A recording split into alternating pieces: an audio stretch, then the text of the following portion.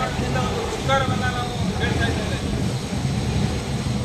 ಅವರು ಮಾಡುವಂತಹ ಒಂದು ಪರ್ಸೆಂಟೇಜ್ ರಾಜಕಾರಣ ಆಗಿರ್ಬೋದು, ಅಭಿವೃದ್ಧಿ ಪಂಚ ಯೋಜನೆ ಅಂತ ಹೇಳುವಂಥ ಬಡವರ ಹೊಟ್ಟೆ ಆಗಿರ್ತಕ್ಕಂಥ ಯೋಜನೆ, ಈ ಎಲ್ಲ ಒಂದು ಬಡವರಿಗೆ ಒಂದು ಹೊಟ್ಟೆಗೆ ಕಾಲಿಡುವಂತಹ ಒಂದು ಈ ಒಂದು ನಿರ್ಧಾರವನ್ನು ರಾಜ್ಯ ಸರ್ಕಾರ ತೆಗೆದುಕೊಂಡಿದೆ. ಅದಕ್ಕೋಸ್ಕರ ರಾಜ್ಯಾದ್ಯಂತ ಕರೆಕೊಟ್ಟ ಹಿನ್ನೆಲೆಯಲ್ಲಿ ಪ್ರತಿಯೊಂದು ಮಂಡಲದಲ್ಲಿ ಈ ಒಂದು ಪ್ರತಿಭಟನೆಯನ್ನು ನಾವು ಹಮ್ಮಿಕೊಂಡಿದ್ದೇವೆ.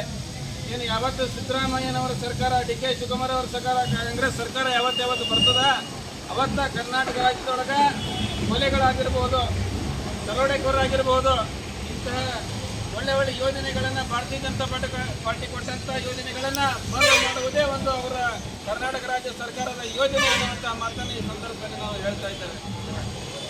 ನರೇಂದ್ರ ಮೋದಿಯವರು ಅಲ್ಲಿ ಕೂತ್ಕೊಂಡು ದೇಶದ ಪರವಾಗಿ ಯೋಚನೆ ಮಾಡದೇ ಇದ್ರೆ ಮೊನ್ನೆ ಒಂದು ಎಲ್ಲ ಮುಖ್ಯಮಂತ್ರಿಗಳನ್ನ ಮೀಟಿಂಗ್ ಕರೆದಾಗ ಎಲ್ಲ ರಾಜ್ಯದ ಮುಖ್ಯಮಂತ್ರಿಗಳು ಮೀಟಿಂಗಿಗೆ ಹೋಗಿ, ಆದರೆ ಕರ್ನಾಟಕ ರಾಜ್ಯದ ಮುಖ್ಯಮಂತ್ರಿಗಳು ಒಂದು ನರೇಂದ್ರ ಮೋದಿಯವರು ಪ್ರಧಾನಮಂತ್ರಿಗಳ ಕರೆದಂಥ ಮೀಟಿಂಗ್ಗೆ ಹೋಗಲಾದಾಗ ಅವರ ಉದ್ದಟತನವನ್ನು ತೋರಿಸತಕ್ಕಂಥ ಏಕೈಕ ಯಾರಾದರೂ ಮುಖ್ಯಮಂತ್ರಿ ಇದ್ದರೆ ಅದು ಸಿದ್ದರಾಮಯ್ಯ ಖಾನ್ ಎನ್ನುವಂತಹ ಮಾತನ್ನು ಈ ಸಂದರ್ಭದಲ್ಲಿ ಹೇಳ್ತೇನೆ. ಅದಕ್ಕೋಸ್ಕರ ಈ ಒಂದು ಪ್ರೊಟೆಸ್ಟನ್ನು ನಾವು ಎಲ್ಲರೂ ಭಾರತೀಯ ಜನತಾ ಪಾರ್ಟಿ ಆಗಿರ್ಬೋದು, ಬಡವರಾಗಿರ್ಬೋದು, ಈ ಒಂದು ಪ್ರೊಟೆಸ್ಟನ್ನು ನಾವು ಸಪೋರ್ಟ್ ಮಾಡಿಕೊಂಡು ಮತ್ತೊಮ್ಮೆ ಈ ಯೋಜನೆಯನ್ನು ಕೈಗೊಂಡು ಬಂದ್ ಮಾಡುವಂಥ ಯೋಜನೆಯನ್ನು ನಾವು ತಗೊಂಡಿರುವಂಥ ನಿರ್ಧಾರವನ್ನು ಕೈಬಿಡ್ತಾ ಇದ್ದೆ ಮುಂದಿನ ನಿರ್ಮಾಣಗಳಲ್ಲಿ ಉಗ್ರವಾದಂಥ ಹೋರಾಟವನ್ನು ನಾವು ಭಾರತೀಯ ಜನತಾ ಪಾರ್ಟಿ ನೇತೃತ್ವದಿಂದ ಮಾಡಬೇಕು ಅಂತ ಮಾತನ್ನು ಹೇಳಿ ನನಗೆ ಮಾತನಾಡಲಿಕ್ಕೆ ಅವಕಾಶ ಕೊಟ್ಟಂಥ ಎಲ್ಲರಿಗೂ ಹೇಳಿ ನನ್ನ ಮಾತುಗಳನ್ನು ಮಾಡ್ತೀನಿ.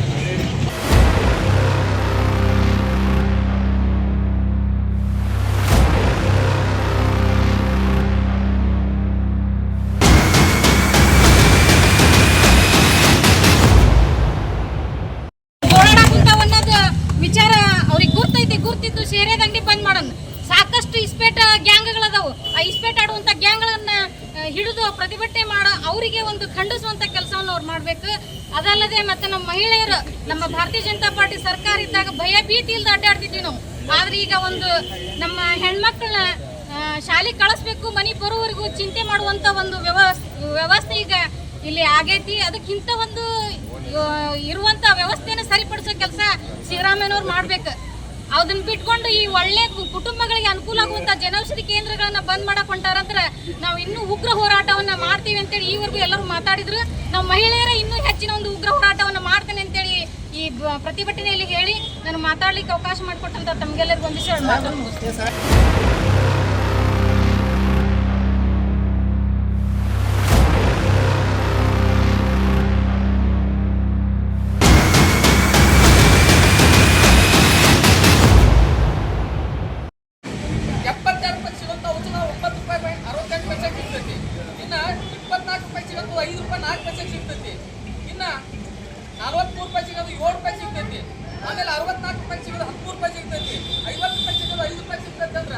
ಜನಸಾಮಾನ್ಯರಿಗೆ ಕೈ ನಿಲ್ಲುವಂತ ಬೆಲೆ ಇರಿಸುವಂತ ಔಷಧ ಬಂದ್ ಮಾಡಕತ್ತಾರ. ಇದ್ರ ಉದ್ದೇಶ ಏನು?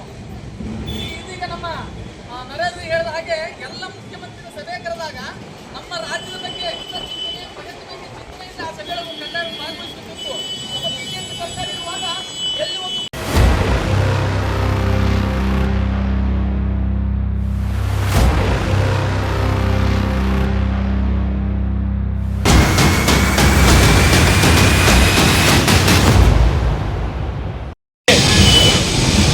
ಸರ್ಕಾರದ ಒಂದು ಕ್ರಮವನ್ನು ಖಂಡಿಸಿ ಯಾವಪ್ಪ ಅಂದ್ರೆ ಸನ್ಮಾನ್ಯ ಪ್ರಧಾನಮಂತ್ರಿ ನರೇಂದ್ರ ಮೋದಿಯವರು ಬಡ ಜನರಿಗೆ ಒಂದು ಅಗ್ಗದ ದರದಲ್ಲಿ ಔಷಧಿಗಳು ಇರ್ಬೇಕನ್ನೋ ಉದ್ದೇಶ ಇಟ್ಕೊಂಡು ಒಂದು ಮೆಡಿಕಲ್ ಶಾಪ್ನ್ಯಾಗ ಇಲ್ಲಿ ಎಷ್ಟು ಫರ್ಕ್ ಐತಪ್ಪ ಅಂದ್ರೆ 40ರಿಂದ 90% ಸಬ್ಸಿಡಿ ಸಿಗ್ತಕ್ಕಂಥ ಇಲ್ಲಿ ಔಷಧಿಗಳದಾವೆ.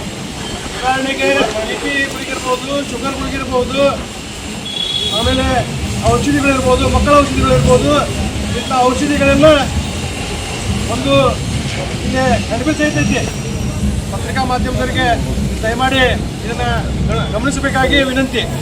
ಯಾಕಂದರೆ ಇಂಥ ಒಂದು ಜನ ಉಪಯೋಗಿ ಒಂದು ಕಾರ್ಯಕ್ರಮವನ್ನು ಪ್ರಧಾನಮಂತ್ರಿಯವರು ನರೇಂದ್ರ ಮೋದಿಯವರು ಮಾಡ್ಯಾರ ಅನ್ನೋದು ಒಂದು ಅವ್ರದ್ದು ಹೆಸರು ಬರ್ತದೆ ಅನ್ನೋ ಒಂದು ಉದ್ದೇಶಕ್ಕೆ ಇವತ್ತು ಒಂದು ಹೊಟ್ಟೆ ಕಿಚ್ಚಿನ ಕ್ರಮ ಈ ರಾಜ್ಯ ಸರ್ಕಾರ ತೊಗೊಳತಿ. ಜನ ವಿರೋಧಿ ಸರ್ಕಾರ ಅನ್ನಕ್ಕೆ ಇದು ಉದಾಹರಣೆ.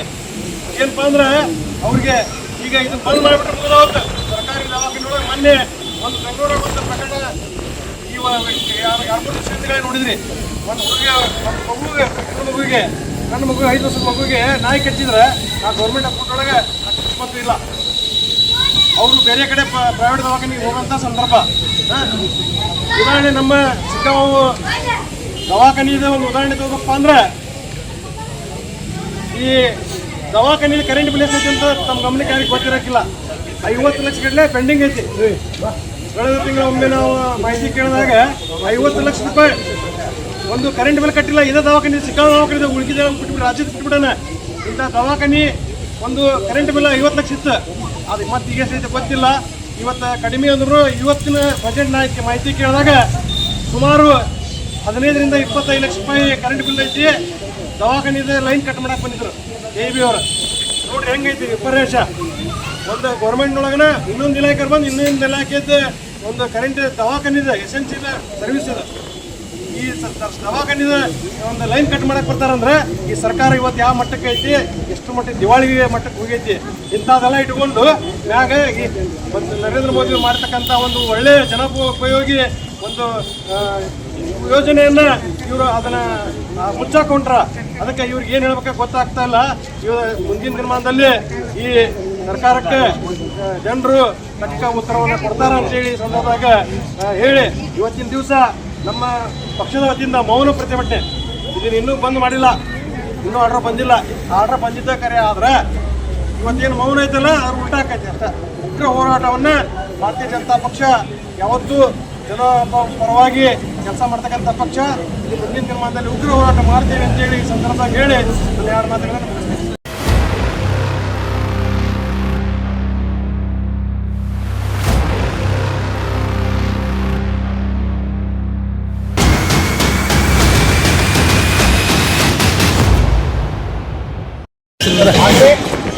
ಕಾಂಗ್ರೆಸ್ ಸರ್ಕಾರವು ಪ್ರತಿ ಸಾರ್ವಜನಿಕ ಆಸ್ಪತ್ರೆಯಲ್ಲಿ ಇರುವ ಪ್ರಧಾನಮಂತ್ರಿ ಜನೌಷಧಿ ಕೇಂದ್ರವನ್ನು ಮುಚ್ಚಲು ಹೊರಟಿರುವುದು ಬಡ ಮತ್ತು ಮಧ್ಯಮ ವರ್ಗದ ಜನರಿಗೆ ಅನ್ಯಾಯವಾಗಿ ಮಾಡಿದಂತಾಗುತ್ತದೆ.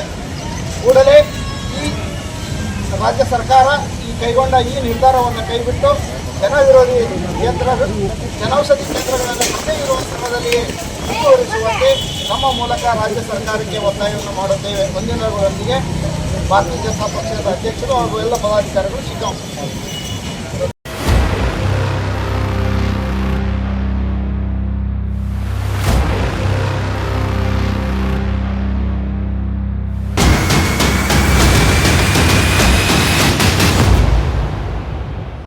ಭಾರತೀಯ ಜನತಾ ಪಾರ್ಟಿ ತಾಲೂಕು ಘಟಕ ಶಿಗ್ಗಾಂವತಿ ವತಿಯಿಂದ ಪ್ರಧಾನಮಂತ್ರಿ ಜನೌಷಧಿ ಕೇಂದ್ರವನ್ನು ಮುಚ್ಚುವ ನಿರ್ಧಾರವನ್ನು ಕೈಗೊಳ್ಳಬೇಕಂತ ನಾವೆಲ್ಲ ಏನು ಒಂದು ಮನವಿಯನ್ನು ಸಲ್ಲಿಸಿದ್ರಿ. ಮನವಿಯನ್ನು ಮಾನ್ಯ ಜಿಲ್ಲಾಧಿಕಾರಿಗಳ ಮುಖಾಂತರ ಸರ್ಕಾರಕ್ಕೆ ಕಳಿಸಿ ತಮ್ಮ ಮನವಿಗೆ ಸೂಕ್ತ ಕ್ರಮ ಜರುಗಿಸಿ ನಾನು ಕ್ರಮ ಕೈಗೊಳ್ತೀನಿ ಅಂತಕ್ಕಂಥ ಮಾತನ್ನು ಹೇಳಿ ಈ ಮನವಿಯನ್ನು ಸ್ವೀಕಾರ ಮಾಡ್ತಾ ಇದ್ದಾರೆ. ಮತ್ತೊಮ್ಮೆ ಎಲ್ಲರಿಗೂ ನಮಸ್ಕಾರಗಳು.